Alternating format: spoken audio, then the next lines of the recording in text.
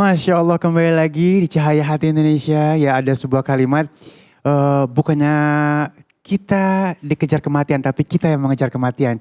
Jadi yang namanya kematian itu hak adanya ya, Masya Allah.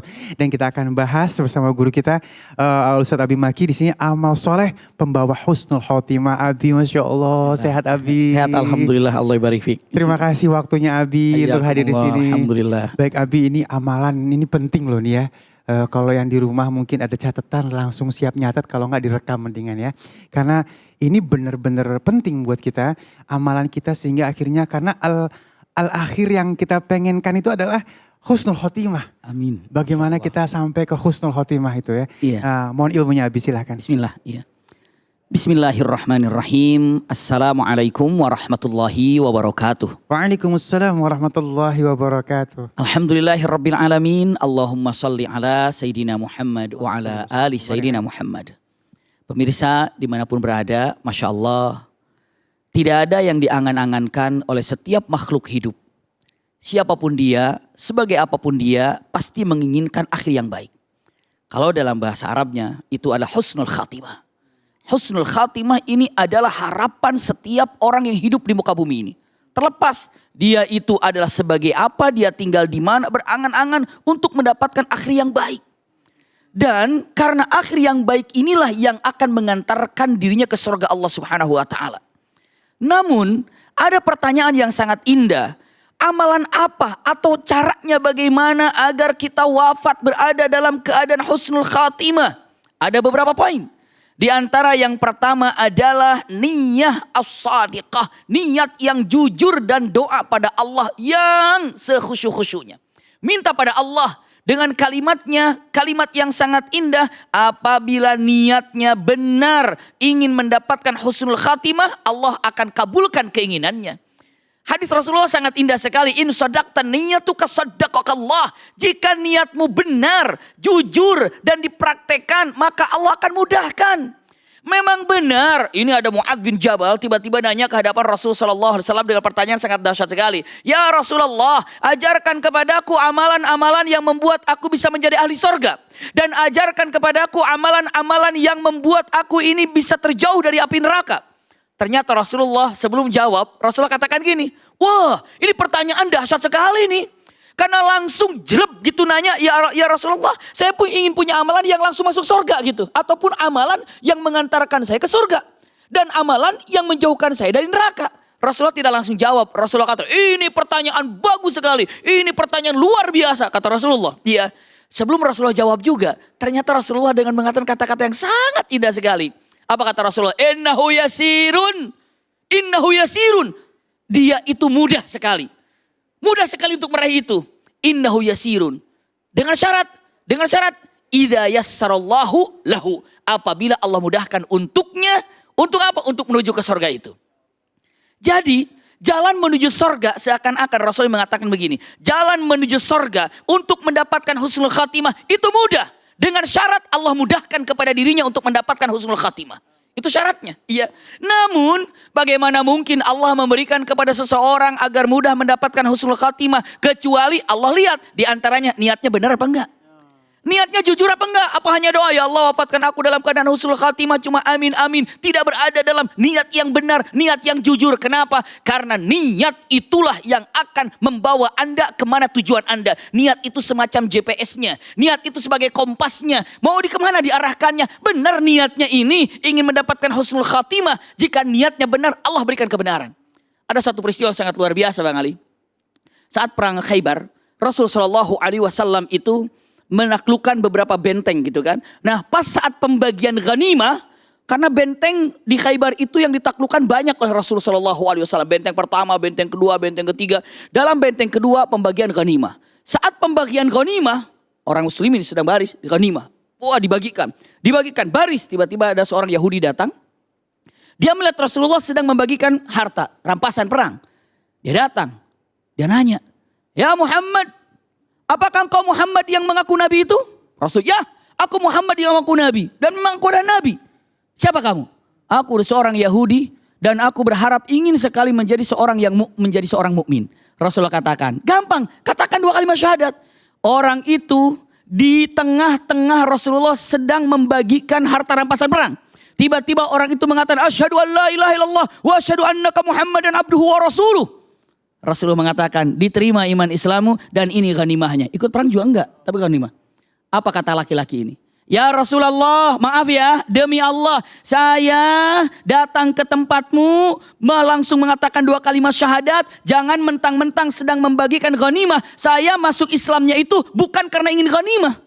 Bukan karena mentang-mentang lagi bagiin ghanimah. Saya melihat, Rasulullah sedang bagi-bagi ghanimah. Pengen dapat ghanimah, Islam aja lah, gitu kan. Aku Islam bukan karena ingin ghanimah. Rasul tanya, terus mau apa? Aku masuk Islam ingin mati syahid di sini. Nunjukin tangan. Aku ingin mati syahid di sini. Dan aku ingin mendapatkan husnul khatimah di sini, mati syahid di sini. Rasulullah senyum. Begitu orang itu pergi, lihat kata-kata Rasulullah. In saddaqa niyatau saddaqahullah. Jika niatnya benar, Allah akan buktikan niat yang benar itu. Tidak lama, orang itu baru pergi, tiba-tiba ada warning peringatan mengatakan, ada serangan dari bangsa Yahudi dari atas, ada serangan. Kata Rasulullah dengan mata, tahan serangannya. Bubar dulu tuh, saat pembagian ghanimah pada bubar. Ternyata saat itu orang Yahudi hanya ngecek ombak aja, ada yang jaga nggak kira-kira. Mungkin sekitar 5 menit pada datang lagi. Kata Rasulullah, kok pada balik lagi? Enggak ya Rasulullah, orang Yahudi itu cuma ngecek aja, ada penjagaannya di bawah. Oh gitu, ada yang korban? Nggak ada yang korban. Nggak ada yang wafat? Nggak ada. Tiba-tiba ada satu laporan, korban sih nggak ada, cuma ada 1 orang. Dan itu kami nggak kenal, kayaknya itu orang yang lagi nyasar saja, dia mati. Kenapa? Kenapa nah? Ada yang kenal sama mereka? Tidak. Tidak ada yang kenal sama dia? Nggak ada. Coba bawa orangnya. Kata Rasul, sebentar aku saja yang datang ke sana. Begitu Rasul datang dilihatnya dan ternyata itu adalah seseorang yang baru masuk Islam. Dan tepat sekali ada panah di sininya. Dia mengatakan kalimatnya aku masuk Islam itu ingin mati syahid di sini. Maka Rasul apabila niatnya jujur maka Allah akan buktikan kejujurannya. Sejujur apa kita ingin wafat dalam keadaan husnul khatimah? Coba minta pada Allah. Apakah setiap hari kita sudah meminta kepada Allah dengan doa yang disyariatkan oleh Rasulullah SAW? Cukup banyak, tapi yang paling pendeknya mana? Allahumma rzuqni bihusnil khatimah. Ya Allah, hadiahkan kepadaku dengan wafatnya husnul khatimah. Itu paling pendeknya. Ya Allah, wafatkan aku agar aku ingin wafat husnul khatimah. Jika benar-benar niatnya jujur, maka Allah akan buktikan dengan niat yang jujur itu dengan cara Allah mudahkan Anda untuk wafat husnul khatimah. Allah akan mudahkan. Asal jujur. Khalid bin Walid ingin mati syahid. Sampai setiap perang, bayangkan bang, 99 kali perang Khalid bin Walid tidak pernah kalah. Walan yuhzam abadan, tidak pernah kalah perang. 99 kali. Setiap perang doanya begini, Allahumma rzuqni syahada. Ya Allah, hari ini aku harus mati syahid. Ternyata enggak. Setiap perang, ya Allah wafatkan aku mati syahid. Ternyata tidak. Allahumma, setiap perang hanya berangan-angan ingin wafat syahid. Ternyata tidak. Di mana wafatnya? Di atas kasurnya. Di atas kasurnya. Kenapa? Karena sakit. Khalid bin Walid mengatakan, ya Allah, aku sudah perang kemana-mana, tapi aku tidak mendapatkan mati syahid. Kenapa? Karena memang aku wafat di atas kasurku ini. Lalu apa? Kata para sahabat mengatakan, ya Khalid, bukankah Rasulullah mengatakan dengan tegas kalimatnya, siapa yang dengan jujur minta kepada Allah agar wafat syahid atau husnul khatimah, Allah akan berikan dia gelar wafat syahid atau husnul khatimah walaupun wafat di atas kasurnya. Berarti yang penting pertama adalah apa? Minta kepada Allah, niatnya, doanya itu yang pertama. Kalau sungguh-sungguh tiap hari doa, ini dia. Yang kedua, simpan baik-baik dan jangan dilupakan. Yang kedua, punten, bersegeralah untuk melakukan amal-amal soleh. Kenapa? Karena ketika melakukan amal soleh, lalu dia wafat misalnya, maka itulah ujung yang baiknya di situ. Ujung yang baiknya di situ. Simak baik-baik. Kenapa? Orang berharap berangan-angan ingin husnul khatimah. Saya sampaikan dengan singkat saja. Apabila dalam hadis Rasulullah SAW dengan mengatakan yub'atsul mar'u min haitsu ma mata fi, Allah akan bangkitkan seseorang kelak di akhirat sesuai sedang wafatnya bagaimana dia. Kalaulah sedang ruku misalnya, Allahu Akbar, brek wafat, dikuburkan. Nanti kelak di akhirat dia bangun dalam keadaan Sami Allahu liman hamidah, melanjutkan sholatnya. Orang sedang berhaji menggunakan kain ihram, ternyata wafat. Subhanallah, begitu kelak bangkit di akhirat, begitu bangun dia katakan labbaik Allahumma labbaik, labbaik la syarika laka labbaik. Kok bisa? Jawabannya karena wafat dalam keadaan talbiyah. Ingat yang terpenting lagi, berarti sejak dia wafat sampai dia dibangkitkan, setiap detiknya mendapatkan pahala itu. Subhanallah. Sedang sholat wafat berarti dari mulai dia wafat sampai dibangkitkan. Itu setiap harinya pahala sholat. Walam yatawaqqafu bitarfata ain. Tanpa berhenti walaupun sekejap mata. Waduh, bayangkan puasanya, hajinya, zakatnya mungkin akan dilihat ujungnya ini. Bayangkan dari mulai wafat sampai akhir itu pahala yang luar biasa.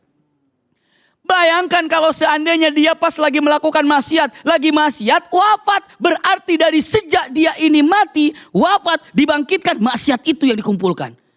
Makanya bagaimana caranya saya ingin mendapatkan husnul khatimah? Tidak ada kesempatan untuk melakukan maksiat. Ketika ghibah, misalnya tadi Ustaz Zaki, dia kan sudah bilang bagaimana dengan mengatakan sholat, tapi mungkin ghibah. La haula wala quwata illa billah. Ini lagi ghibah, misalnya ketawa-ketawa, lagi ghibah, wafat. Bayangkan, dia ini akan jadi apa? Ghibah sampai dibangkitkan. Berapa banyak dosanya? La haula wala quwata illa billah. Hal ini yang sangat mengerikan. Jadi yang pertama tolong jujur niatnya, doa pada Allah. Yang ketiganya usikum wa iyaya nafsi bitaqwallah. Tidak boleh ada kesempatan untuk melakukan maksiat. Kenapa? Takut saat melakukan maksiat wafat di sana. Mengerikan sekali. Sangat mengerikan sekali. Kalau misalnya pas lagi la haula wala quwata illa billah, banyak beberapa ulama lagi sholat wafat, banyak beberapa pelajar santri lagi di masjid ngaji wafat, tapi tidak sedikit orang lagi nyanyi-nyanyi, lagi joget-joget wafat di panggung. Bagaimana coba itu? Apa yang terjadi? Apa yang akan terlihat? Maka takutlah dalam memiliki wafat su'ul khatimah. Minta pada Allah, ya Allah wafatkan dalam keadaan husnul khatimah. Wafatkan dalam keadaan husnul khatimah. Kenapa? Karena itu yang dilihat di akhirnya seperti apa akan dibangkitkan. Itulah orang mengejar tentang wafat husnul khatimah. Niat disertakan dengan doa. Amal soleh selalu dikerjakan. Amal soleh apa ya? Banyak terserah. Apa amal soleh yang bisa menjadikan husnul? Setiap amalan. Apa-apa yang dicintai oleh Allah, diridhoi oleh Allah, mengikuti sunnah Rasul Sallallahu Alaihi Wasallam. Itulah amalan soleh. Senyum pun amalan soleh. Sedang silaturahim pun amalan soleh. Sedang berdakwah pun amal soleh. Sedang mengaji pun amal soleh. Maka kalau ditanya amalan soleh itu apa saja? Banyak. Tapi satu kalimat yang sangat indah. Amalan soleh yang terindah adalah, ini mengkerucut ya. Amalan soleh yang terindah apa? Ternyata amalan soleh yang terindah adalah husnul khuluq. Akhlak yang baik. Akhlak yang baik itu husnul khuluq.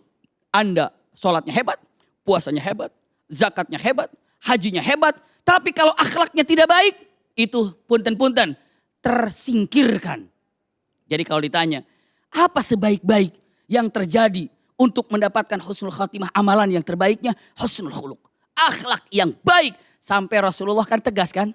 Innama bu'istu li utammima makarimal akhlak. Sesungguhnya aku diutus ke muka bumi hanya untuk menjadikan akhlak manusia menjadi baik. Maka ingin mendapatkan husnul khatimah, berusahalah untuk menjadi orang yang selalu minta pada Allah dengan baik. Lalu yang keduanya, punten-punten tidak boleh ada kesempatan untuk melakukan keburukan. Lalu yang ketiganya, berbuat baiklah kepada seluruh makhluk. Yakni dengan mengatakan husnul khatimah, amal yang soleh ataupun akhlak yang baik. Wallahu a'lam bishawab. Masya Allah, aduh ya Allah, ya Allah, ya Allah.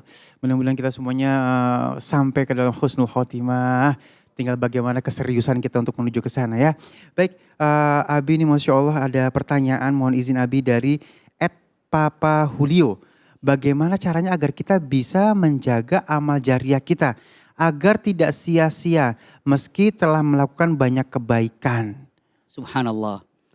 Cara menjaga amal jariah yang telah kita lakukan. Jariah itu amalan yang terus mengalir. Jariah. Jariah itu biasanya dikatakan al-ma'u jari. Air yang selalu mengalir. Kalau kita lihat misalnya di sungai, air itu tidak akan berhenti. Itu namanya jarul ma'. Air yang selalu mengalir. Amal jariah berarti amalan yang selalu mengalir. Tapi bisa stop amalan itu tidak mengalir dengan beberapa hal. Satu, itu adalah dengan perbuatan syirik. Perbuatan syirik, iya. Amalnya stop, hilang. Menduakan Allah kah? Ataupun ada riak kah dalam amalan itu? Berhentilah, stoplah, tidak lagi keluar mengalir amalan jariah itu. Mengerikan sekali. Sebesar apapun amalan yang Anda miliki, ketika Anda menduakan Allah, hilang sirna. Sebesar apapun amalan yang Anda miliki, lalu Anda ini ternyata ada riya di dalamnya terhadap amalan yang dilakukan, maka stop amalan itu. Kenapa? Itulah yang pertama kali akan menghilangkan. Satu itu. Dua, punten. yang menjadikan amalan itu menjadi tidak baik. Bahkan, punten, hilang. Itu karena apa? Hilangnya sebenarnya ada cuma kalah ataupun sirna pindah sama orang. Gara-gara apa? Menyakiti orang. Menyakiti ghibah. Amalan, Masya Allah, seseorang punya amalan tinggi, amalan luar biasa. Ternyata dia ghibah, amalan itu ditransfer kepada dirinya, kepada sahabat yang dighibahinya. Bahkan keburukan sahabatnya pindah kepada dirinya. Kenapa? Itulah harus jaga amalan yang kita miliki. Yang pertama dengan kata-kata yang indah, jauhi syirik. Lalu yang keduanya untuk menjaga amalan soleh yang kita miliki. Ternyata yang pertama jauhi syirik, hati-hati. Yang kedua adalah jaga perasaan orang lain, jangan sampai disakiti oleh lisan kita. Karena itulah yang disebut dengan muflis. Artinya amalannya sirna karena kekeliruannya ataupun karena maksiatnya. Wallahu a'lam Masya bishawab. Allah. Bisa Allah bangkrut ya Abi kalau gitu ya. Bangkrut, betul. Bangkrut. Ya Allah, jangan sampai naudzubillah min zalik ya. Dan baik, sesaat lagi kita akan mendengarkan tema adab ketika mendengar azan. Ini penting banget, jangan kemana-mana, tetap bersama kami di Cahaya Hati Indonesia.